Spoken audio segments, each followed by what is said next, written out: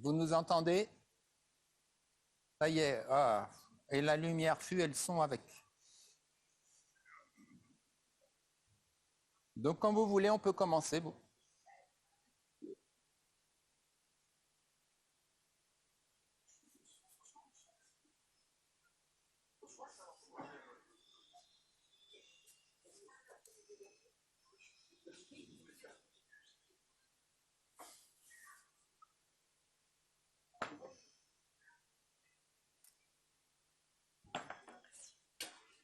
Oui, merci.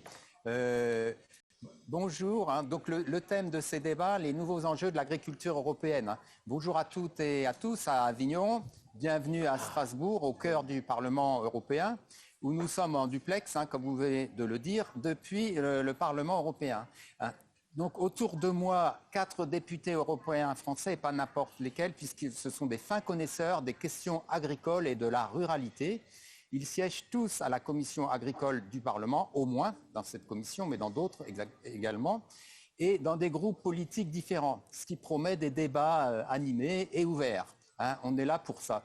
Donc le thème de cette table ronde s'inscrit dans le cadre du salon Medagri, porté, comme vous avez dit, par la Chambre d'agriculture régionale PACA et son président André Bernard, qui reformulera les questions. Donc c'est un vaste sujet que les enjeux de l'agriculture européenne, puisque on vit dans une année 2022 totalement atypique et qui s'achève encore plus dans un contexte totalement incertain. Presque tous les clignotants agricoles sont au rouge. En effet, on pensait avant que la surabondance alimentaire était acquise et que le futur de notre agriculture allait vers le moins de production et plus de qualité. Mais plusieurs éléments sont venus jouer un peu les troubles faits dans ce postulat de base. La guerre en Ukraine, pays au grenier à blé et de maïs de l'Europe, a fait exploser les cours des céréales et des engrais, notamment azotés, quadruplé le prix de l'énergie, dont beaucoup de productions agricoles dépendent, notamment les serres. Je pense notamment aux serres de M. Bernard. L'Europe a dit aussi réagir vite et permettre la remise en culture de jachères, une entorse à la PAC, mais qui finalement a permis de courber le dos et de passer un peu mieux cette crise. Donc un malheur ne venant pas seul, l'été en France a été aussi marqué par des températures extrêmes. Et en plus, elles duraient. Et des températures jamais enregistrées dans le pays, on le voit encore aujourd'hui. On voit que les Alpes-Maritimes enregistrent un déficit record de pluviométrie de plus de 40%, avec encore des restrictions d'eau au 18 octobre. Donc ça, on n'avait jamais vu ça. Hier, j'étais dans l'Allier, il faisait 30 degrés. On était avec l'ONF dans une forêt où on voyait les effets négatifs du réchauffement climatique, où beaucoup de chênes ont la tête sèche. Donc ces épisodes de forte chaleur ont succédé à des épisodes, il ne faut pas l'oublier non plus, au printemps, de gel tardif et de grêle qui ont perturbé beaucoup de productions, notamment en Méditerranée, production arboricole et viticole, de nombreux territoires. Le changement climatique marche, il s'est même accéléré et remet en cause nos modes de culture et d'utilisation de l'eau. Sans oublier ses effets néfastes sur les feux de forêt et les risques sanitaires avec l'extension de la grippe aviaire et de la prolifération de maladies en tout genre, notamment les scolites pour les épicéas, en ce qui concerne la forêt. Donc face à cette situation préoccupante, l'Europe agricole se doit de rester unie et de réagir pour limiter au plus les effets de cette crise. Donc pour aborder tous ces sujets, donc nous avons 4 spécialistes, comme je le disais, autour de cette table. Anne Sander, vous êtes élu Les Républicains en France, vous siégez au PPE et vous êtes un peu la régionale de l'étape, puisque vous êtes né à Agno, enfin régionale de l'étape à Strasbourg. Vous êtes bien informé sur voilà. Mon lieu de naissance. Oui. Et donc vous préconisez moins de contraintes dans l'application de la législation européenne. Est-ce que vous pouvez nous en dire plus? Alors concrètement, je laisserai la parole à chacun de nos invités, de nos députés, et ensuite, en gros, une demi-heure. Je crois que malheureusement, on va être obligé de clore plus vite. Et chacun aura 3-4 minutes pour aborder un sujet. Et ensuite, on passera au jeu des questions-réponses à Avignon. Si ça vous va, on y va. Merci.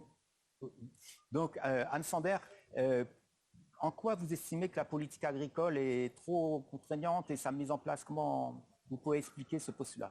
Oui, bien sûr. Bonjour à tous, avec un bonjour tout particulier au président André Bernard. Je suis heureux de vous retrouver effectivement depuis Strasbourg. Alors, c'est vrai que ça fait quelques années maintenant qu'au niveau européen, eh bien, nous travaillons sur les effets, sur la manière de prévenir plus encore le changement climatique, et l'été que nous avons passé nous montre qu'il faut, dans ce domaine-là, être plus ambitieux encore. C'est un vrai sujet de préoccupation. Entre-temps, d'autres événements sont venus perturber la situation qu'on connaissait, Covid d'abord, guerre en Ukraine, avec toutes les conséquences que cela peut avoir. Et enfin, eh bien, le Parlement européen se rend compte des difficultés qu'il y a en Europe, mais ailleurs dans le monde aussi. Et enfin, je dirais, nous parlons à nouveau de l'agriculture et nous parlons de l'alimentation et de la sécurité alimentaire. Donc ça, c'est une prise de conscience qui s'est faite, en tout cas dans les faits. Mais quand vous regardez concrètement ce qui se passe au niveau européen, j'ai envie de dire qu'il y a un décalage total, en partie avec la Commission européenne, qui propose de manière permanente, et aujourd'hui nous enchaînons des nouvelles législations qui certes doivent être ambitieuses en termes de climat, je ne dirais pas le contraire, mais qui manquent de réalisme et qui sont en décalage total avec la situation que nous vivons dans nos États membres, avec une réelle inquiétude sur la sécurité alimentaire. Alors nous avons de nouvelles législations dans de très nombreux domaines. On peut parler de celle sur l'utilisation durable des pesticides, où l'étude d'impact a été faite avant la guerre en Ukraine, et qui, si elle est appliquée comme c'est prévu aujourd'hui avec les zones sensibles, ferait en sorte qu'en France, c'est plus de 70% du territoire qui serait en zone sensible et donc qui ne pourrait pas recevoir de pesticides. Cela étant, on est tous d'accord pour réduire les pesticides, mais pas de cette manière totalement décalée. Autre législation, on pourrait citer aussi celle qui revient à assimiler l'agriculture à de l'industrie, avec donc de nouvelles normes très lourdes pour le monde agricole. Moi, je pense, et on pourrait en citer beaucoup d'autres, on en discutera. Moi, je crois au contraire qu'aujourd'hui, nous devons mettre le paquet sur l'accompagnement du monde agricole, en leur permettant de produire mieux, mais surtout de produire davantage, parce que nous avons besoin de cette production. Je pense qu'il faut un financement plus important pour les transitions, et ce d'autant plus que nous avons eu cette semaine une étude qui a été organisée par Farm Europe et qui montre que le montant de la PAC tel qu'il a été conçu et qui se calait sur une inflation de 2%, alors même que nous sommes à 10 aujourd'hui, le montant des financements de la politique agricole commune, en réalité, ils vont beaucoup diminuer.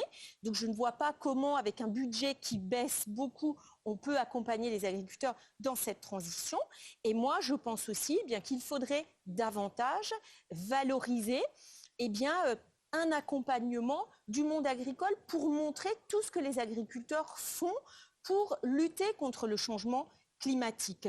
Je pense par exemple à des réglementations pour favoriser par exemple la méthanisation, pour favoriser aussi l'installation de panneaux solaires, et surtout pour aider les agriculteurs à valoriser les efforts qu'ils font à travers la séquestration et la réduction de gaz. Alors on peut parler du CO2, mais d'autres gaz aussi. Voilà, donc moi ce que j'ai envie de vous dire, ma position aujourd'hui, c'est de dire stop à cette surréglementation punitive pour le monde agricole. Soyons ambitieux, mais soyons pragmatiques et aidons le monde agricole à valoriser les démarches vertueuses. Merci. À ma droite, Irène Tolleret, vous êtes la régionale de l'étape dans le sud-est, puisque vous êtes née à Béziers. Vous avez un pied dans la viticulture, dans l'Hérault, où en 2003, vous avez acheté avec votre mari un petit domaine viticole. Et donc, vous êtes engagé un pied à Bruxelles ou à Strasbourg et un pied dans la terre. Et quand on a préparé cette table ronde, vous vouliez absolument parler de la gestion des risques climatiques et sanitaires par le système assurantiel. Un nouveau système assurantiel va être mis en place à partir de 2023. Alors, est-ce que vous pouvez nous en dire un peu plus ? Oui, d'abord, bonjour à tous et petit salut aussi au président de la Chambre régionale d'agriculture de PACA, parce que les députés européens, on ne travaille pas en vase clos, on essaye toujours de discuter avec toutes les filières dans tous les États membres. Donc cette année, nous avons subi la pire sécheresse depuis 500 ans. Ça a contribué à ces incendies invraisemblables. On a plus de 800 000 hectares qui ont brûlé cette année en Europe. Le secteur agricole est une des principales victimes du changement climatique. Or, à moyen, à long terme, c'est la sécurité alimentaire mondiale qui est en jeu. Cette année, d'ailleurs, nous constatons une baisse de la production céréalière dans l'Union européenne, même si aujourd'hui cette baisse est encore gérable. Cette situation, on ne peut pas se permettre de la laisser s'aggraver dans les années à venir et la crise énergétique qui est consécutive à la guerre en Ukraine ne doit pas mettre encore plus en péril l'agriculture européenne. L'année dernière, les phénomènes climatiques en France mais également en Europe ont durement touché le secteur viticole au moment où il se remettait à peine de la crise du Covid. Aujourd'hui, on ne peut plus dire que les catastrophes climatiques sont exceptionnelles. Elles sont récurrentes chaque année et le changement climatique est malheureusement devenu le maître de cette situation. Face à ces phénomènes récurrents, la politique agricole commune a ses limites et elle les montre. Sa capacité d'intervention pour indemniser les agriculteurs est très limitée, puisque les instruments de gestion des risques climatiques ont une place très restreinte dans la législation européenne. En revanche, la PAC peut agir sur les mesures préventives pour accroître la résilience de l'agriculture européenne.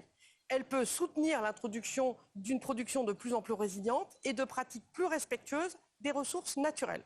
Elle soutient également les investissements dans les systèmes d'irrigation, bien que les conditions d'accès aux fonds européens aient été durcies avec des critères environnementaux renforcés. Mais vraiment, le seul outil dont nous disposons concrètement aujourd'hui pour indemniser les agriculteurs en cas de catastrophe naturelle, ce sont les régimes d'assurance qui sont financés majoritairement par les États membres. La France se sert aussi du Fonds européen pour le développement rural, mais le gros de l'argent vient du Trésor national. Ces régimes d'assurance sont aujourd'hui confrontés aux défis majeurs du changement climatique puisque les catastrophes sont annuelles. Dans le cas particulier de la France, le gouvernement a entrepris une réforme qui entrera en vigueur l'année prochaine pour tenter de mieux répondre aux besoins. Cette réforme s'inspire beaucoup du système espagnol qui est actuellement considéré comme le plus efficace de l'Union européenne puisqu'il a 40 années d'existence. Le nouveau système comprendra 3 niveaux différents. Le premier étage, on va dire que c'est l'épargne de précaution traditionnelle, telle qu'elle est conçue actuellement, qui est gérée directement par les agriculteurs pour faire face aux petits risques. Le deuxième niveau sera une assurance multirisque pour les risques moyens. Et le dernier niveau correspondra à un nouveau fonds de solidarité pour les grands risques à charge de l'État. L'objectif de ces 3 étapes est de fournir une couverture plus large pour les pertes résultant d'événements climatiques et de participer donc à la résilience de nos fermes. Mais le calcul des pertes en France est actuellement basé sur une moyenne que l'on appelle la moyenne olympique qui affaiblit le système car elle est basée sur les 5 dernières années en enlevant la valeur la plus élevée et la plus faible. Cependant, de nos jours, le rythme des catastrophes est devenu tellement monnaie courante que les moyennes obtenues sont de plus en plus faibles. Lors de la prochaine réforme de la politique agricole commune, la modification de cette moyenne devrait être une des priorités politiques de la France et de notre Union. Cela faisait déjà partie de ses objectifs dans la réforme qui entre en vigueur l'année prochaine, mais elle s'est retrouvée vraiment très seule dans ce combat. Je pense donc que dans les années à venir, nous devons combiner les politiques de prévention des risques avec des systèmes d'assurance beaucoup plus efficaces. Il faut aussi, bien sûr, ouvrir la porte à toutes les nouvelles innovations, donc investir dans la recherche, faire en sorte que les produits de la recherche soient autorisés, qu'ils puissent être développés et si possible produits sur le sol européen.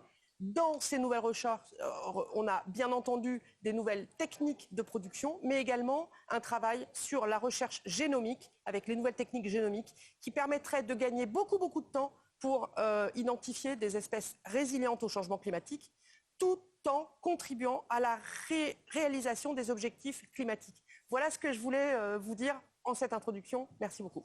Merci à vous. Je rappelle que vous êtes députée européenne depuis 2019 et que vous appartenez au groupe Renew Europe. Et vous avez été élu sur la liste de Nathalie Loiseau du parti La République En Marche, peut-être Renaissance maintenant. Oui. Voilà. Et juste une petite question, puisqu'on est dans l'assurance et qu'on est dans une région viticole, il y a combien de viticulteurs qui sont assurés pour l'instant? Parce qu'on le voit trop peu. Il n'y en a pas assez, mais parce que le système n'est pas suffisamment attrayant. Schématiquement, pour que tout le monde comprenne, le problème de la moyenne olympique, c'est un petit peu comme si, au niveau des voitures, on était assuré et qu'on était remboursé sur la base de la valeur de l'épave et non pas d'une voiture neuve. Donc aujourd'hui, on a, par exemple, au niveau viticole, dans les caves coopératives, des contrats qui permettent, en gros, de s'en sortir sur des sujets plus viticoles ou arboricoles. Ça ne marche plus. Donc sortir de cette moyenne olympique est vraiment un impératif catégorique. Il faut qu'on trouve la solution. Donc, merci bien. Alors, à votre droite, Éric Andrieux, régional aussi de l'État. Vous êtes né à Narbonne, vous êtes arrivé au Parlement européen en 2012, réélu pour un 3e mandat. Vous siégez, avant c'était le PSE, maintenant je crois que c'est les sociaux-démocrates. Oui, c'est les sociaux-démocrates, oui. Voilà. Vous restez socialiste, vous avez encore votre carte au PS? Ah oui, je compte bien regarder. Hein. Ouais. Même... Donc vous avez une vie très riche, une vie politique en Languedoc. Excusez-moi, et vous l'avez aussi au PS ou non? Ah ben ça c'est... Et voilà, et vous oui. Je ne suis pas... Je suis là pour animer, pas pour répondre aux questions. Donc vous avez débuté, vous avez donc, je reprends une politique, une vie politique riche en Languedoc-Roussillon. Vous avez débuté par un mandat de maire à Villerouge-Termenès et vous plaidez, vous, en faveur d'une réforme en profondeur et radicale de la politique agricole commune parce que vous estimez que seul le marché ne peut pas tout régler, que seul le marché ne peut pas régler les risques de géopolitique, les risques climatiques, les risques sanitaires. Est-ce que vous pouvez nous en dire plus à ce sujet? On va essayer en quelques minutes. C'est un sujet important et complexe. Merci dans tous les cas de l'invitation. Merci tout d'abord à la Chambre d'agriculture de PACA d'avoir organisé ce salon et puis de nous permettre de nous retrouver. Je salue moi également donc, le président André Bernard, donc, que nous voyons à l'écran. Donc voilà. Et tous ceux qui participent à cet échange. Oui, effectivement, je fais partie de ceux qui pensent que la PAC... mais je dis ça depuis 2012, je suis arrivé en 2012 et j'ai eu le mérite donc de participer à la PAC de 2014. Déjà, je prônais une véritable réforme. On m'avait dit à l'époque que ce serait la suivante qui serait la véritable réforme. Là, nous venons de voter la réforme cette année et on me dit aujourd'hui que ça sera celle de 2027 qui sera la vraie réforme. Donc voilà, il ne faut jamais désespérer, il faut vraiment avancer. Oui, comme vous le dites excellemment, M. Delachesnais, pardon, je pense que le fait d'avoir confié l'agriculture dans les mains du marché dans les années 92, surtout 94 avec lui, a été une erreur, voilà, je le dis aujourd'hui, et qu'on est parti d'un postulat que le marché finalement était stable en agriculture. C'est une approche très dogmatique de mon point de vue. Or, à l'évidence, et là je parle devant les principaux concernés, les agriculteurs de PACA en l'occurrence, le marché est structurellement instable. Et de ce fait, l'agriculture est un secteur qui a besoin de régulation. Et que ce qu'on observe aujourd'hui, c'est le résultat d'une totale dérégulation du marché. Et c'est un sujet majeur. Vous avez dit dans vos propos introductifs que les prix avaient augmenté suite à la guerre en Ukraine. Ben non, la guerre en Ukraine est un révélateur de l'augmentation des prix. Les céréales avaient pris 60% d'augmentation avant la déclaration de la guerre. Donc la question, la guerre a amplifié, effectivement, mais la question est d'une autre nature. Ça veut dire qu'effectivement, aujourd'hui, l'enjeu, il est, je le crois, de reconstruire la souveraineté, et Anne l'a dit tout à l'heure, et la sécurité alimentaire au niveau européen, par une planification alimentaire et écologique de l'agriculture. Ça veut dire quoi? Ça veut dire qu'aujourd'hui, je dis souvent ça, on est dans un schéma de pyramide inversée, c'est-à-dire qu'on a défini le budget au niveau européen, on a mis en place la PAC, c'était en 2018, hein, on était donc, on n'était pas à l'agriculture, mais on était déjà dans la moulinette de la réforme, et ensuite on a défini des grands objectifs, ceux du Green Deal, de Farm to Fork, de biodiversité, et ensuite, donc en fait, ça veut dire quoi? Je dis ça de façon simple, nous avons mis finalement les moyens avant les objectifs. Et depuis lors, on essaie de redonner du sens et du contenu à cette réforme. Et Anne le disait dans son propos, il faut simplifier, oui, mais on nous a vendu cette fameuse renationalisation de la PAC comme un mode de simplification. Dans les faits, et moi j'ai dénoncé ça depuis 2018, donc je suis assez constant finalement dans mes propos, on ne peut au moins pas me reprocher ça. Dans les faits, on a simplifié beaucoup pour la Commission européenne, qui a transféré le bébé aux États membres, mais on n'a rien simplifié pour les agriculteurs sur nos territoires. Et donc c'est là le sujet est également posé. Donc moi je pense qu'effectivement, il faut, si l'on veut donner du sens à l'agriculture, il faut reconnaître l'enjeu agricole et alimentaire comme un enjeu réellement géopolitique, et que c'est beaucoup plus simple en politique de définir des grands enjeux. Et moi, le Green Deal, je pense qu'il faut démontrer, comme ça a été dit, que l'agriculture doit participer de la question de parvenir à un continent neutre en carbone en 2050, et que si l'agriculture et les agriculteurs sont les acteurs principaux pour arriver à la neutralité carbone, il faut des moyens. Et que si nous avions d'abord défini le Green Deal, puis Farm to Fork, puis biodiversité, et qu'ensuite nous ayons mis la PAC comme outil ou moyen pour atteindre ces objectifs-là, nous aurions pu, dans le cadre du cadre financier pluriannuel, revendiquer beaucoup plus de moyens pour permettre aux agriculteurs de participer de la transition écologique et alimentaire. Ça veut dire quoi? Que depuis plus de 40 ans maintenant, nous avons donné, je le dis à des agriculteurs du territoire de PACA, les clés du camion, c'est ma conviction, en tant qu'acteur politique, à l'agro-industrie et à l'agrochimie. Et qu'aujourd'hui, c'est eux qui donnent le là du modèle agricole. Et qu'il est temps, effectivement, on inverse le processus et qu'on mette de la régulation. Parce qu'une agriculture dérégulée, telle qu'on vit aujourd'hui, ça veut dire que dans le cadre de l'OMC, on n'a plus de stock stratégique possible, ce qui est une catastrophe du point de vue donc, de l'alimentation, donc de l'équilibre. Excusez-moi de vous couper, alors qu'on a des stocks stratégiques en énergie pour le gaz. Oui, on a des stocks stratégiques pour l'énergie, on l'a pour le pétrole et on l'a pas pour l'alimentation. Stratégique pour l'alimentation. Parce qu'en fait, on a considéré que l'alimentation et l'agriculture n'étaient pas une question géopolitique. Or, à l'évidence, et on le voit aujourd'hui avec la guerre, c'est une question d'ordre géopolitique. Donc il faut poser les vrais enjeux pour y amener de véritables réponses. Donc il y a besoin de stocks stratégiques, donc ça veut dire qu'il faut modifier les règles de l'OMC, sans cela on n'y parviendra pas. Et la PAC que nous avons sur la table aujourd'hui, qui institue le modèle ancien, où on continue à mettre en place les dotations au paiement de base, donc c'est-à-dire les dotations déconnectées de la production, ne permettent pas en l'état d'ajuster le modèle agricole. Donc il y a une question majeure qui est celle de la modification du modèle agricole. Et il faut considérer les agriculteurs, je le crois, comme de véritables acteurs du changement climatique. Et pour ce faire, pour changer de modèle, il faut des moyens.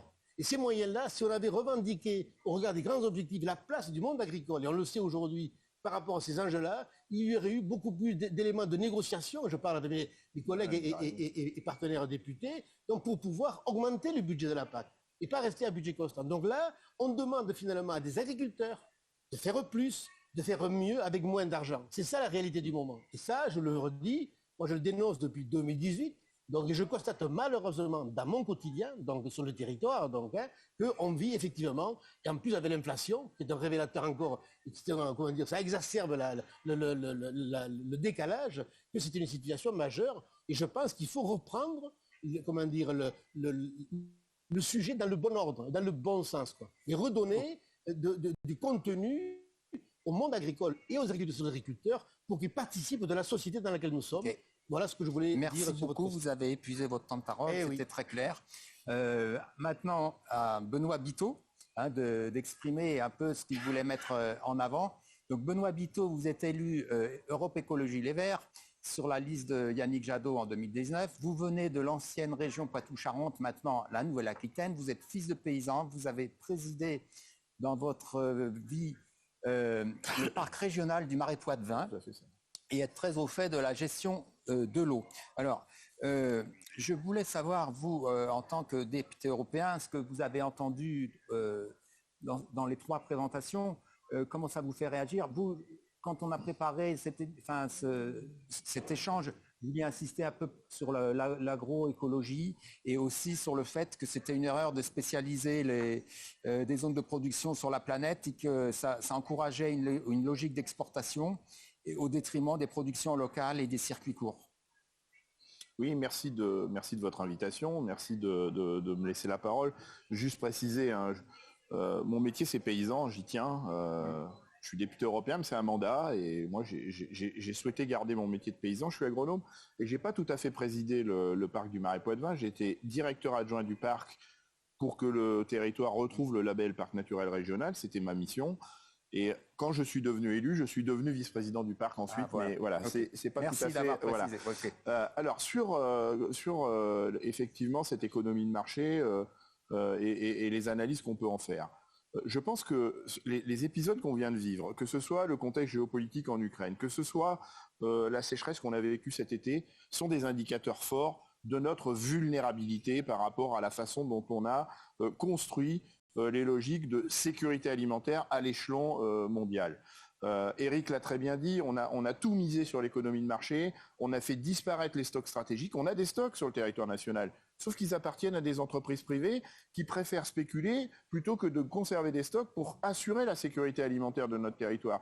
On peut avoir un stock pour faire de la farine de blé avec une visibilité à 75 jours, sauf que s'il y a une opportunité commerciale juteuse pour le propriétaire de ce stock, il ne va pas se gêner pour le faire disparaître et on peut passer de 75 à 5 jours le temps d'une information informatique qui dise vous chargez les cargos et vous envoyez le blé dans telle ou telle destination. Et donc on voit bien que le fait qu'on ait complètement négligé les territoires stratégiques, les stocks stratégiques, pardon, les stocks privés, publics, pardon, nous rendent extrêmement vulnérables. Et on le voit d'autant plus quand on a un épisode comme celui de l'Ukraine, géopolitique majeur, ou un épisode climatique majeur.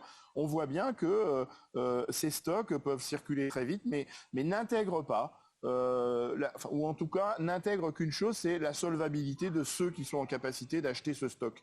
Et c'est pas suffisant, c'est-à-dire qu'aujourd'hui on parle beaucoup de solidarité, mais y compris dans ces logiques-là où ça porte un nom, ça s'appelle des logiques spéculatives, eh bien ceux qui peuvent avoir besoin de nourriture sont même plus en capacité de pouvoir se l'offrir parce que ces stocks sont détenus par des gens qui préfèrent spéculer que nourrir. Et ça, c'est quand même une limite forte, un écueil des politiques publiques qu'on a conduit depuis très longtemps. Au risque de surprendre Anne, ma voisine, je suis assez d'accord sur le fait que c'est pas par davantage de réglementation, enfin il en faut, mais plus de réglementation qu'on avancera.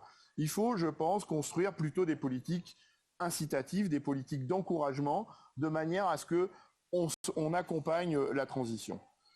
Et ça, c'est un véritable souci, et Eric l'a dit, on n'a pas suffisamment dimensionné cette enveloppe, pas suffisamment mis d'ambition dans la nouvelle PAC pour que ces politiques incitatives encouragent le changement de pratique et le changement de logique commerciale pour que l'agriculture soit vraiment orientée vers la sécurité alimentaire. Et nous devons traiter les causes. Une des problématiques, et je suis désolé Irène, y compris avec l'assurance, c'est qu'on traite les conséquences. Alors bien sûr qu'il faut traiter les conséquences immédiatement parce qu'il y a les logiques à très court terme auxquelles il faut répondre, mais nous devons aussi, et c'est notre rôle d'élu, garant de l'intérêt commun, garant de la bonne gestion des politiques publiques, que de se projeter à moyen et long terme et de trouver des réponses qui anticipent ce que nous savons déjà incontournable, comme le changement climatique, comme l'effondrement de la biodiversité. Et l'agriculture est bien sûr victime du changement climatique, ça c'est pas contestable. Elle est aussi en partie coupable du changement climatique, c'est un secteur d'activité qui émet des gaz à effet de serre, et les engrais azotés dont on parle beaucoup aujourd'hui sont par exemple des émetteurs de gaz à effet de serre, et on voit bien encore une fois la vulnérabilité de l'agriculture dans cette logique où elle est émettrice de gaz à effet de serre. On voit bien que sur fond de flambée des cours du gaz, les engrais sont devenus rares et sont devenus très chers. Et donc, on voit bien la vulnérabilité. Et donc là, si on avait des politiques incitatives qui encourageaient l'agroécologie, eh bien, on fait de l'agriculture à la fois victime et parfois coupable du changement climatique une vraie réponse.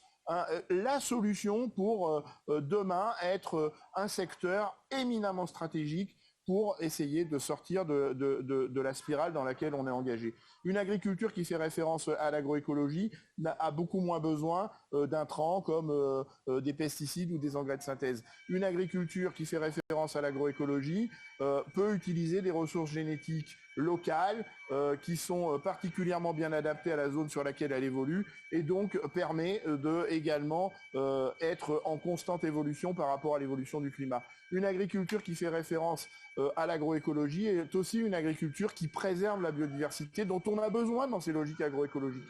Donc on voit bien que ces politiques publiques qu'on doit construire pour être au rendez-vous de l'histoire, sur fond de changement climatique, sur fond de biodiversité, doivent être des politiques publiques qui amorcent véritablement ce cercle vertueux et qui nous sortent du cercle vicieux dont on a identifié 2-3 sujets, comme le climat, comme l'économie de marché à tout crin.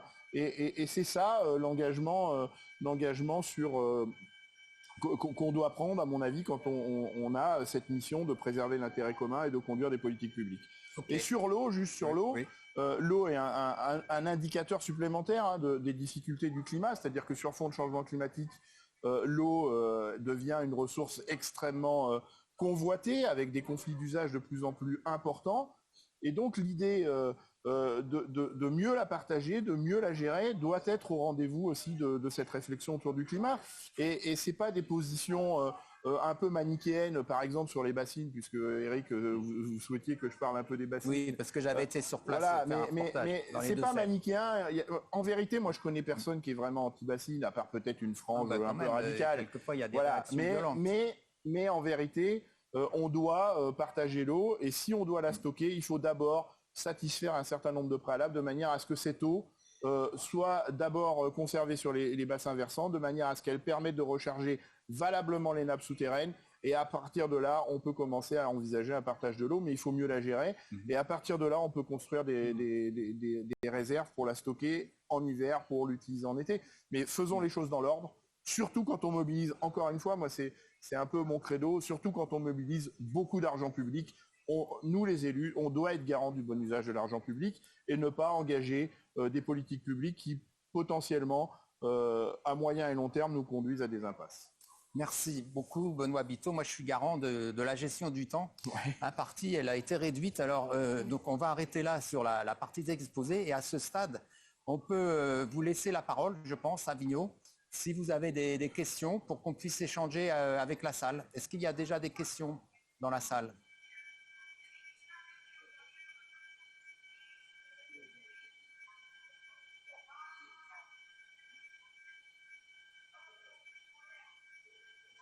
Déjà, saluer les 4 députés et toi sur cette présentation. Un tour de table. Allez-y, vas-y. Et est-ce que la personne peut se présenter aussi? On vous voit bien. Ouais. Bonjour.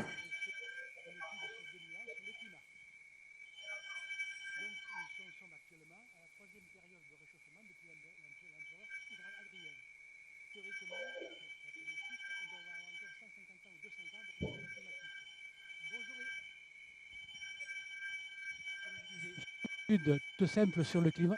On a bien entendu, monsieur. Hein. Bon. On vous entend, monsieur. Hein. Ouais. Ouais. Depuis 2000 ans. Depuis... Si, on vous entend. Ça marche. On vous entend bien. Ça marche. 5 sur 5. On a tout entendu ce que vous avez dit.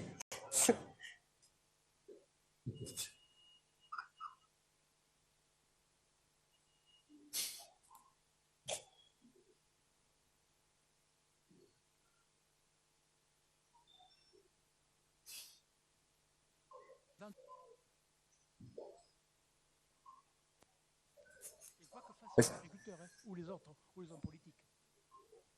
Et il y avait une question plus particulière ou je crois. C'est un constat. Est-ce que vous voulez réagir par rapport à ça, Anne Sander, ou laisser venir des vraies questions.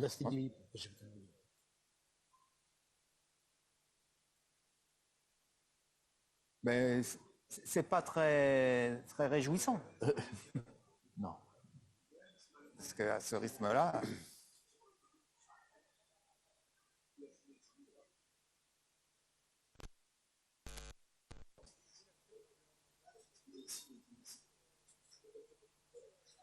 la question, c'est comment on reconnaît les efforts qu'on demande de faire aux agriculteurs dans la valorisation du produit. C'est ça? C'est la question. Ah ben viens, viens. Je la poser précisément, mais bon, moi c'est comme ça que j'ai compris.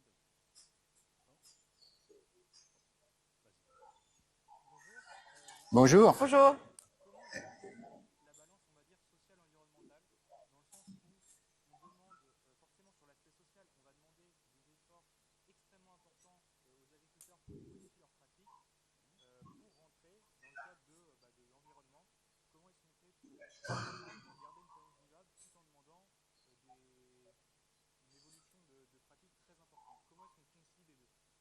Ok, juste avant que vous répondiez, vous êtes étudiant, vous êtes qui?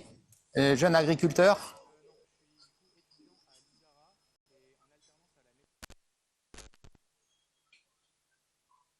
Merci beaucoup. Qui veut répondre là? Moi, je veux bien allez-y, Madame Tonnerre.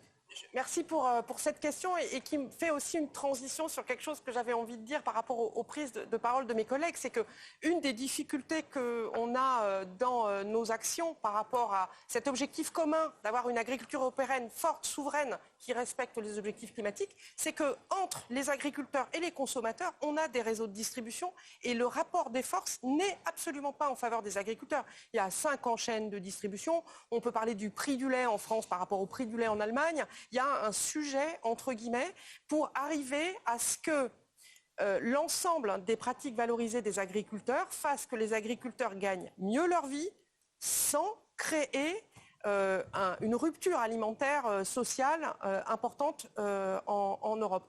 Évidemment, il y a 2 leviers très rapides et dont les projets alimentaires territoriaux sont bien entendu, j'y crois en tout cas, un levier majeur. Déjà, si on arrive à lutter contre le gaspillage alimentaire, on remet 30%, quelque part 30% peut-être de revenus en plus pour les agriculteurs dans la filière. Donc c'est pas, on le dit, mais le faire c'est autre chose. Et aujourd'hui, pour l'instant, au niveau européen, ce 30%, on a des volontés de le réduire, mais on n'y arrive pas. Et puis après, derrière, il faut bien entendu que l'ensemble des pratiques vertueuses des agriculteurs soient accompagnées de budgets qui ne soient pas forcément tous pris à l'intérieur de la PAC pour améliorer les résultats et que l'ensemble de l'arsenal législatif fasse que ça soit faisable. Anne parlait des méthaniseurs ou des panneaux solaires. Je pense que tout le monde autour de la table, et y compris dans la salle, est au courant de à quel point c'est difficile d'avoir les accords pour que c'est très long. Hein, c'est très long, il y a beaucoup de recours. Donc il faut qu'à un moment donné, on se mette tous autour d'une table, on discute et on mette en place des pratiques locales concertées avec tous les acteurs qui fassent que ça soit efficace. Et je crois vraiment aux projets alimentaires territoriaux pour le faire. En plus, ça développe de l'emploi local. On a pu le faire dans le Grand Pic Saint-Loup. Je veux bien préciser, vous dire moi aussi que la question des circuits alors les circuits courts, mais des circuits régionaux sont importants. Nous travaillons là-dessus avec la région Grand Est, par exemple. Mais pour ça, il faut aussi plus de contractualisation. Il y a des filières à créer et moi, je voudrais mettre le paquet sur la contractualisation. Vous dire aussi qu'on a de beaux outils. Alors, on ne peut pas le faire avec tout, mais dans certains secteurs, on a des produits qui sont sous signe de qualité. Et là aussi, eh bien, dans les cahiers des charges de ces produits, on tient compte finalement des éléments que vous évoquez, la durabilité, la main-d'œuvre, etc. Et donc ça, c'est un moyen de valoriser davantage également ces produits et permettre aux agriculteurs d'avoir un revenu supplémentaire. Cela étant, notre agriculture, on a vocation à produire pour un territoire plus local ou plus régional, mais moi je pense que notre agriculture a aussi vocation à être exportée. On ne peut pas faire que du local. Et l'exportation, pour nous, c'est une source de richesse et de création de revenus. Et donc là, il y a 2 choses à dire. Je pense qu'il faut drastiquement baisser les charges et donc la surenchère réglementaire également. Et puis, il faut aussi accompagner davantage le monde agricole sur la promotion des produits à l'extérieur de l'Union européenne, alors sur le marché de l'Union, mais nous, on a au niveau européen des outils qui permettent de faire la promotion en dehors de l'Union européenne. Et là, on voit de nouvelles difficultés apparaître, puisqu'aujourd'hui, avec la stratégie de la ferme à la fourchette, que moi, personnellement, je n'ai pas votée, eh bien, aujourd'hui, on se fixe des objectifs. Alors, c'est toujours très contraignant. Moins de sucre, moins de sel, plus d'alcool, plus de viande, matraquage de la viande. Mais tout ça, on l'a voté, enfin, certains l'ont voté dans cette stratégie globale.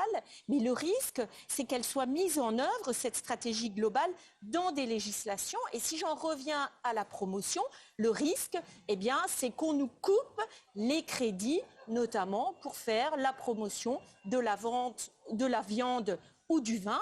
On sait d'ailleurs qu'il y a un texte aujourd'hui qui est dans le rouage de la Commission européenne avec une étude d'impact qui serait plutôt favorable, comme ça a été le cas jusque-là pour des crédits en faveur de la viande en particulier.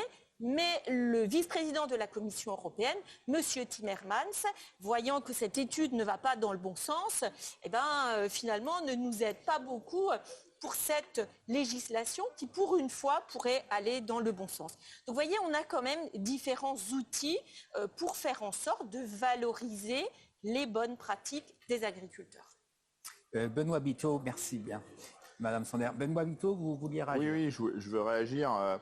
Déjà, rétablir des choses, j'allais dire déconstruire, mais je fais attention à ce que je dis désormais. Donc, essayer de sortir de ce que j'appelle des clichés. C'est-à-dire qu'on a souvent tendance à opposer économie et écologie. Et aujourd'hui, on fait le constat que l'écologie peut être aussi un allié d'une meilleure économie pour l'agriculteur. Donc ça, c'est un premier constat qu'il faut peut-être acter à un moment donné et sortir donc de cette opposition systématique entre écologie et économie. Le deuxième sujet, c'est qu'on parle beaucoup de la PAC. Bien sûr, ici, on est au Parlement européen, c'est la politique majeure de l'Union européenne, mais on a d'autres politiques publiques qui sont des politiques plus locales, qui peuvent permettre d'accompagner l'agriculteur sur le chemin d'une agriculture qu'on va qualifier plus vertueuse parce que elle répond bien sûr aux logiques de souveraineté alimentaire. J'ai dit tout à l'heure, faire de l'écologie, c'est pas forcément produire moins quand on le fait bien, mais aussi une agriculture qui se revendique respectueuse du climat, respectueuse de la biodiversité, respectueuse de la santé. Et on a des politiques publiques aujourd'hui qui sont surtout déployées à l'échelon national, qui sont des politiques essentiellement curatives, c'est-à-dire des politiques qui font qu'on répare l'eau parce qu'elle est polluée par des nitrates ou des pesticides. On répare l'air parce que effectivement parfois on a l'air qui est un peu pollué. On répare aussi la santé parce que on consomme des produits de la nourriture qui peuvent être chargés en produits qui peuvent dégrader la santé. Eh bien, ce qu'on peut proposer... On n'a jamais mangé de la nourriture aussi saine. Ça dépend de la définition. Je vous ai arrêté parce que ça dépend de ce qu'on appelle saine. C'est-à-dire que si on compare effectivement... Voilà, mais ça c'est la bactério. Effectivement, si on compare à l'agriculture d'il y a 60 ans aux produits qu'on mettait il y a 60 ans, la bactério. Sauf qu'il y a 60 ans, il y avait des molécules de synthèse qui n'existaient pas et qu'on trouve aujourd'hui et le lien aujourd'hui, on peut plus le nier. Le lien entre molécules de synthèse et santé publique, on peut plus le nier. Moi, je vis dans une région où il y a un cluster de cancer pédiatrique. Aujourd'hui, il n'y a plus aucun doute sur le lien entre la présence de chlortoluron et de prosulfocarbe dans l'air et ce cluster pédiatrique. Est-ce qu'on va pouvoir regarder longtemps les générations futures et les jeunes parents leur disant vos enfants, ils ont 2-3 ans, ils ont déjà un cancer, mais c'est à cause de l'environnement? On ne peut plus continuer comme ça. Et quelquefois, ce sont les agriculteurs les premières victimes. Alors, ça, c'est un autre débat, mais effectivement, ça peut être le cas. Là, en l'occurrence, le cluster dont je parle, toute la population est concernée. Donc, on doit utiliser ces enveloppes qui existent sans rajouter un centime de fiscalité supplémentaire pour non plus engloutir cet argent dans des puits sans fond. C'est-à-dire que tant qu'on utilisera des engrais de synthèse, tant qu'on utilisera des pesticides, on aura besoin de réparer ces ressources vitales que sont l'air qu'on respire, l'eau qu'on boit ou la santé dégradée par la présence de ces molécules.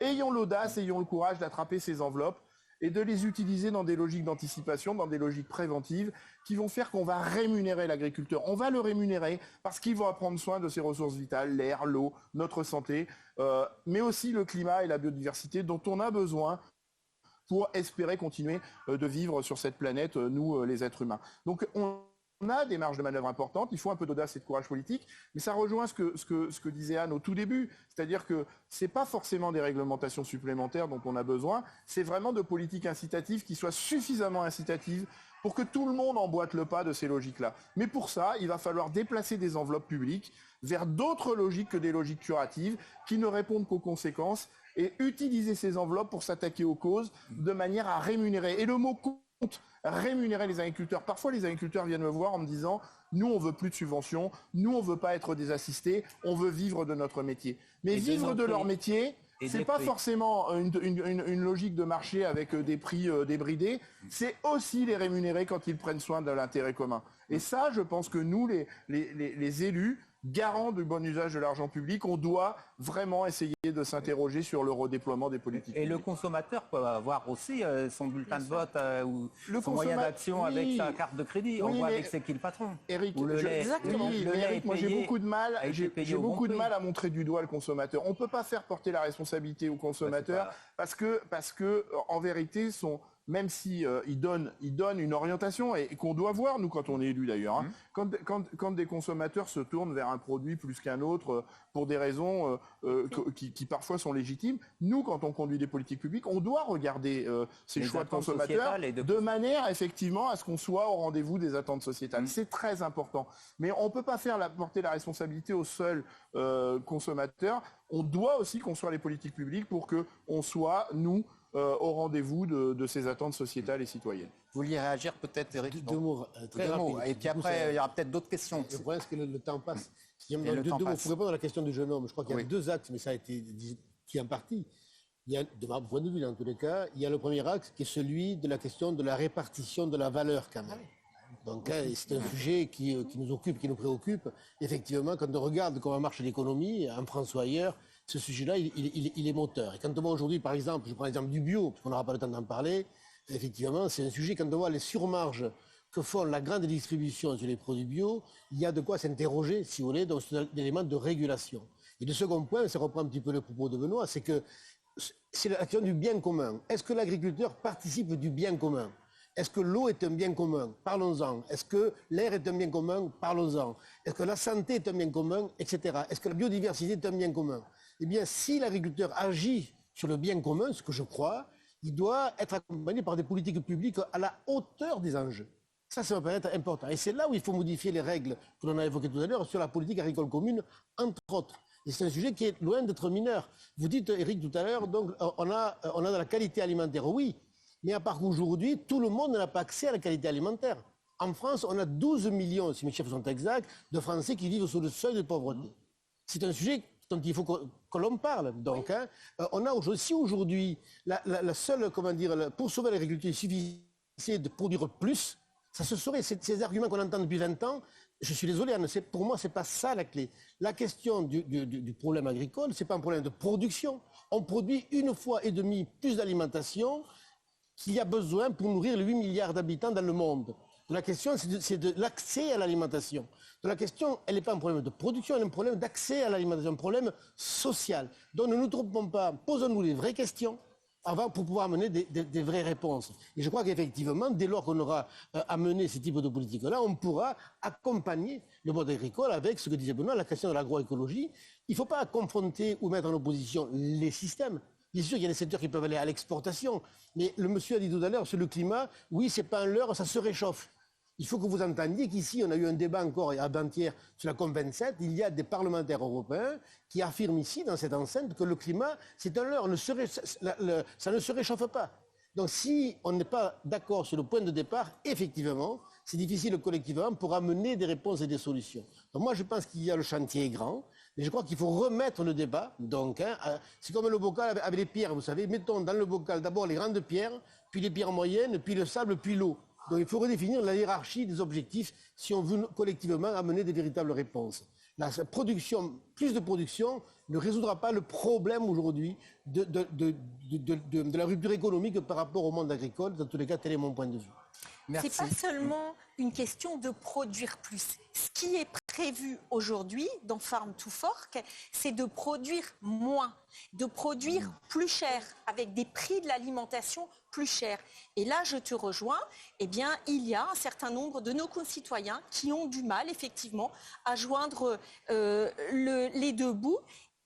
Et ces personnes-là doivent aussi avoir accès à une alimentation de qualité. Mais si on produit moins et si on produit plus cher, le risque, eh bien, que ces personnes-là, c'est qu'elles se reportent vers des produits qui viennent d'autres parties du monde où, pour le coup, il y a zéro standard. Donc moi, je ne dis pas qu'il faut produire plus, toujours plus, mais il ne faut surtout pas produire moins. Mais Anne, Or, dans les textes que vous avez votés, oui, on et assume. dans ce qui est prévu sur le bio, par exemple, aujourd'hui, c'est très bien que produire, Eric Benoît dira non, mais on voit bien que si on passe tout en bio, forcément, on produit moins. C'est mathématique. On produit moins. Tout le monde n'a pas les moyens aujourd'hui d'acheter des produits bio. Donc bien sûr qu'il faut du produit bio. Mais tout le monde ne peut pas le financer. Quelquefois, le local est moins cher. Quelquefois, les régions, quelquefois, le local est moins cher que le yaourt de la Le bio, c'est pas le local. C'est pas la même chose. La question, je pense, c'est de hiérarchiser les problématiques. Est-ce que le climat, ça a été dit tout à l'heure, est un enjeu matriciel? Donc, est-ce que l'enjeu d'un continent neutre en carbone en 2050 est un enjeu matriciel de nos politiques publiques? Moi, je crois que oui, par exemple. C'est un point de départ. Si certains pensent que non, il faut qu'on débatte de cette question liminaire. Parce que cette question liminaire, elle induit tout le reste. Vous voyez ce que je veux dire? Et donc, du coup, c'est là où il y a un vrai sujet. Donc, la question, c'est de produire mieux. Farm to Fork pose les problèmes par rapport à un enjeu initial. Réduction de 50% de pesticides, c'est un sujet. Pourquoi c'est pas réduire pour réduire? 25% de bio, c'est pas du bio pour du bio. Est-ce que c'est réaliste? Exactement, mais c'est là-dessus qu'il faut qu'on travaille. Est-ce que la fin du glyphosate est réaliste à partir du moment où ça permet la technique culturelle des sols? Ah ben écoutez, et tant qu'on n'a pas d'alternative, il faudrait un véritable débat. Eric, moi je suis paysan et je fais du semi-direct sous couvert sans glyphosate. Donc il y a des techniques aujourd'hui qui fonctionnent. Mais je voulais quand même répondre à Anne. Alors effectivement, ceux qui font de l'agriculture biologique juste en regardant le cahier des charges, en retirant les pesticides, les engrais de synthèse, s'ils ne mettent pas de l'agroécologie, on va prendre une nouvelle question. Je veux quand même, effectivement, ils produisent moins. Quand on fait de l'agroécologie et que la certification bio est la conséquence de l'agroécologie, c'est plus tout à fait la même réponse. Monsieur Bernard.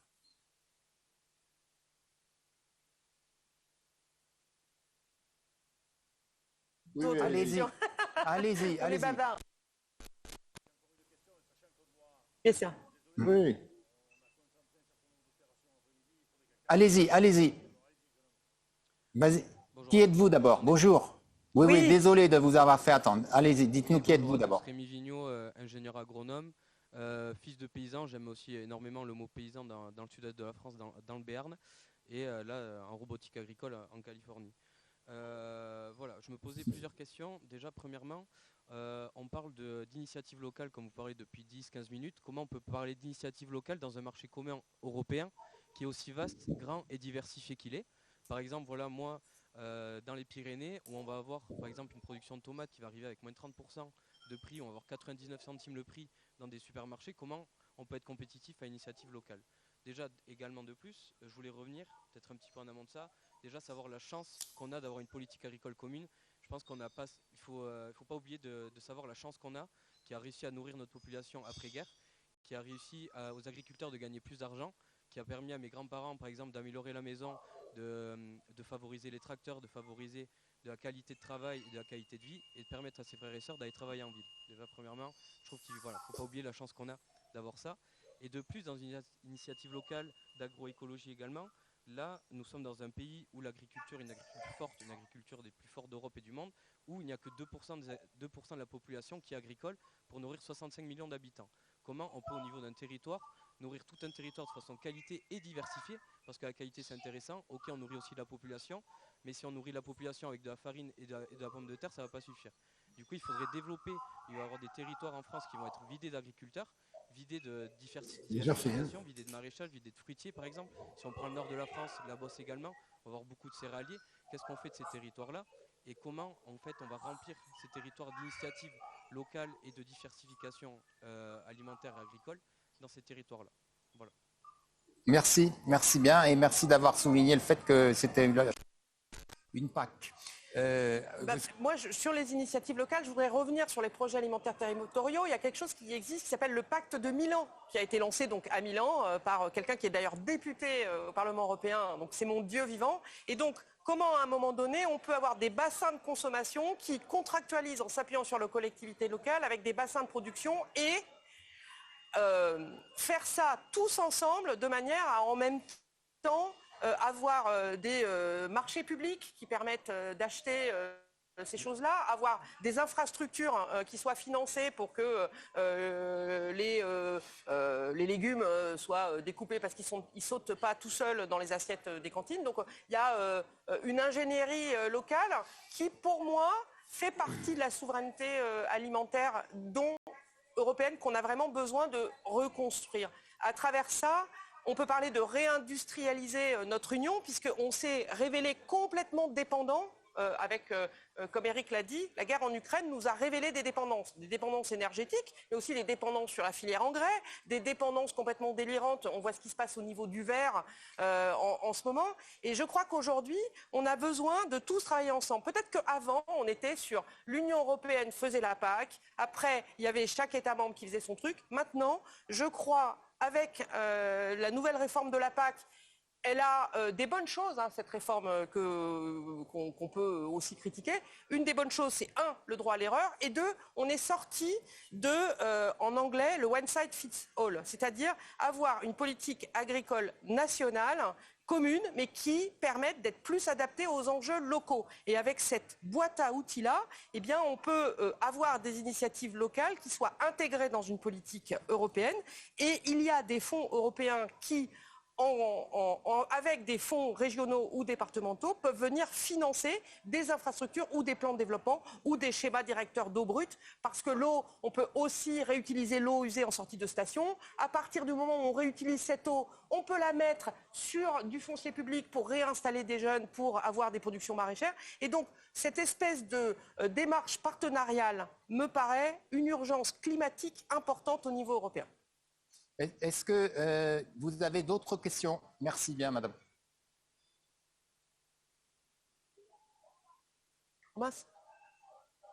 D'accord. Bonjour à tous.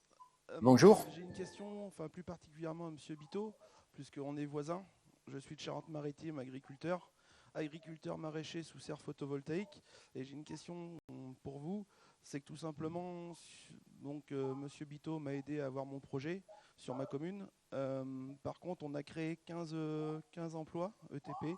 On produit 300 tonnes de légumes, tout vendus à 30 km à la ronde de mon exploitation sur mon département.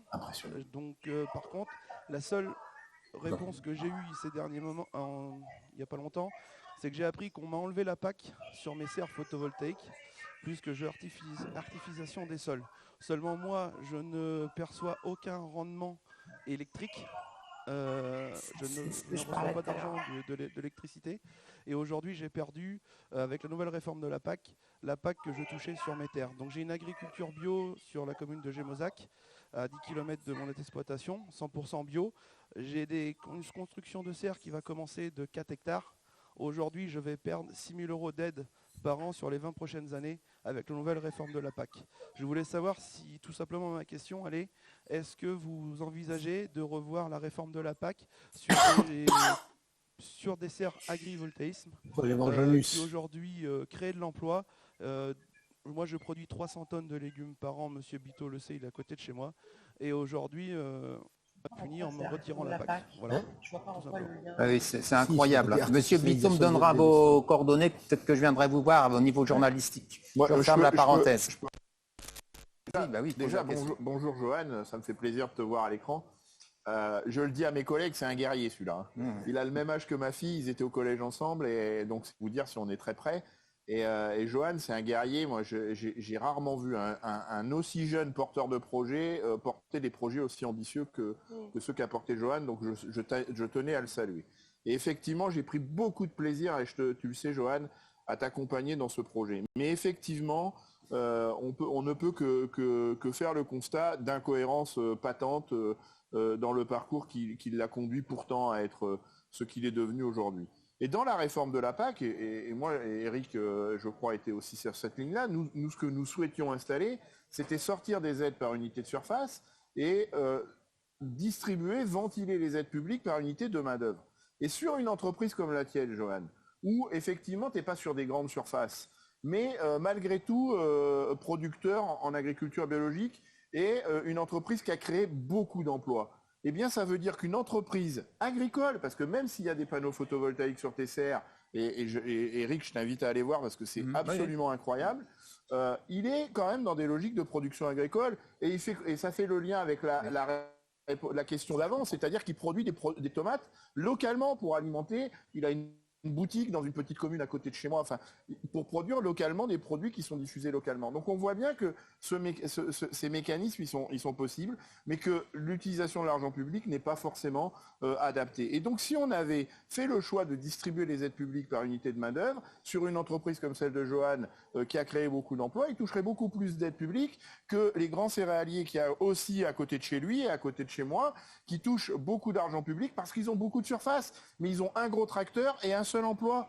Donc on a un rééquilibrage à imaginer pour que des entreprises comme celle de Johan ne soient pas les oubliées de la distribution de l'argent public, parce qu'ils allument véritablement un cercle vertueux sur les enjeux sociaux avec la création d'emplois, sur les enjeux du climat et de la biodiversité parce que c'est des produits bio, et sur les enjeux énergétiques parce qu'il a un volume de production énergétique assez remarquable sur sa structure. Donc merci Johan de ton témoignage et merci de ta question. Et c'est réversible de produire, d'accueillir des panneaux photovoltaïques sur sa ferme, donc faire de l'agrovoltaïsme et de plus toucher les aides. Je ne vois pas ce qu'il y a de... Pour le moment, les règles sont posées de cette manière-là. Et il n'est pas le seul. Hein. J'ai été interrogé par une entreprise bordelaise la semaine dernière qui s'appelle Valorem, qui est en difficulté par rapport à ça. C'est-à-dire qu'ils ont un potentiel de développement de photovoltaïque sur des structures qui restent agricoles, voilà. Et qui, parce qu'il y aura des panneaux photovoltaïques sur la surface, vont voir disparaître leurs aides publiques de la PAC. Aujourd'hui, on ne sait pas. Ils vont continuer leur production agricole. Oui, mais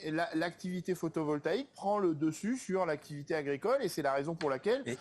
Et donc le critère, Eric, si la réglementation. Le critère, c'est il y a de la production agricole, donc c'est éligible aux aides de la PAC.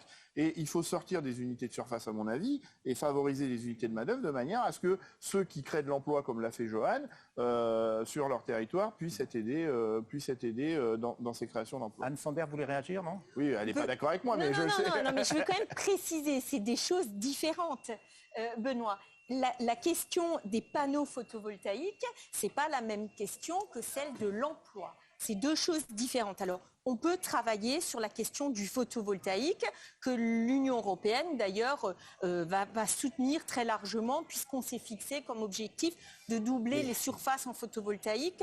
Je crois que c'est à l'horizon, alors je ne sais plus si c'est 2025 ou 2027, je crois que c'est 2025 pour aller passer rapidement. Oui, rapidement, s'il vous plaît, Anne. Et alors, sur la question de l'emploi, ça, c'est pareil, c'est un autre sujet, la question de l'emploi.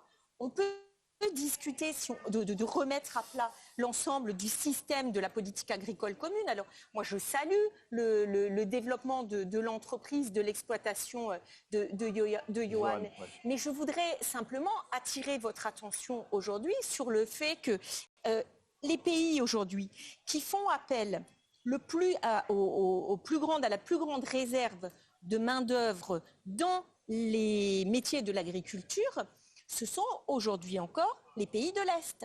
Donc si on change notre système, la France, qui a les plus grandes surfaces agricoles aujourd'hui, les calculs ont été faits, eh bien ça voudra dire un déplacement total des financements de la PAC vers les pays de l'Est. Et nous perdrions nos soutiens. Alors je ne dis pas qu'il ne faut pas voir comment valoriser les recrutements et l'emploi agricole. Mais je crois qu'il ne faut pas simplement dire que le critère pour financer la PAC, ça doit être le nombre d'emplois plutôt que d'autres critères. Une petite réaction très vite. Rapide. Et après, il faut qu'on arrête, M. Bernard, ou il y a d'autres questions? Oui. Voilà. Sont très intéressants et il nécessiterait qu'on y passe beaucoup plus de temps, mais nous avons un calendrier, enfin un déroulé de la journée qui est chargé. Justement. Oui. légumineuses. Le maïs, par exemple.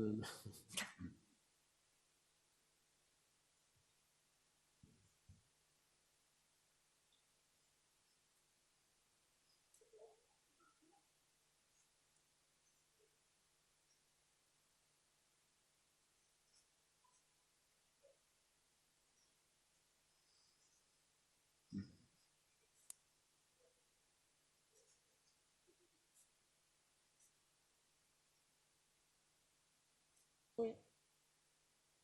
Pas T'as con, raison. c'est pas con.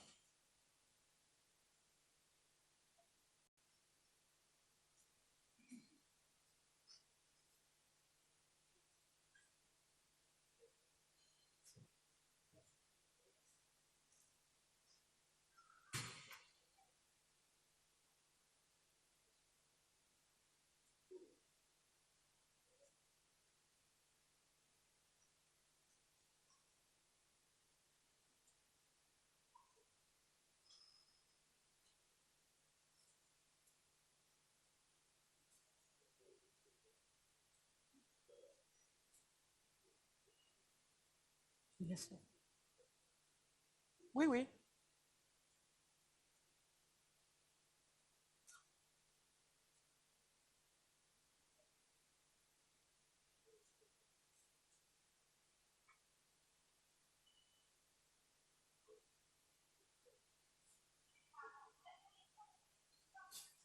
Il a raison d'être inquiet.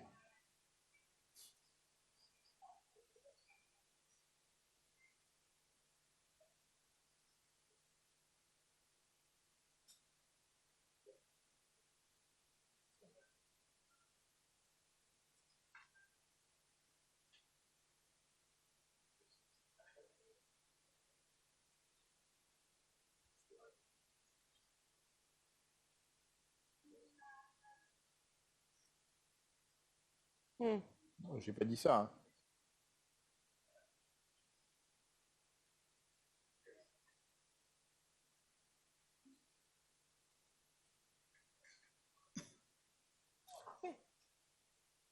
Ah mais c'est pas fou. Hein.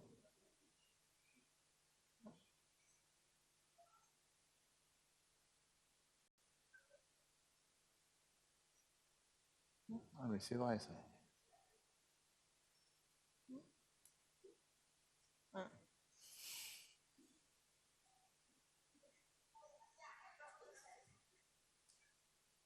Merci. Oui. Ouais.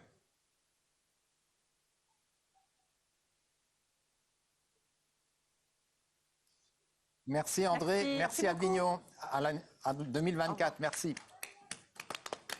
Et merci à vous quatre. Merci. C'est enrichissant. Hein. Bah oui. Si. Oui. Merci. On est habitués, nous. On croise Ouais, le mais fer. Il faut continuer le débat. Mais en fait, ça manque d'avoir Non, mais on voit ces que débats ici- entre nous Oui, sur certains sujets. voilà. en Et on fait. voit qu'il faut venir à l'Europe pour que les débats soient plus constructifs et moins politiques. Avec chacun des...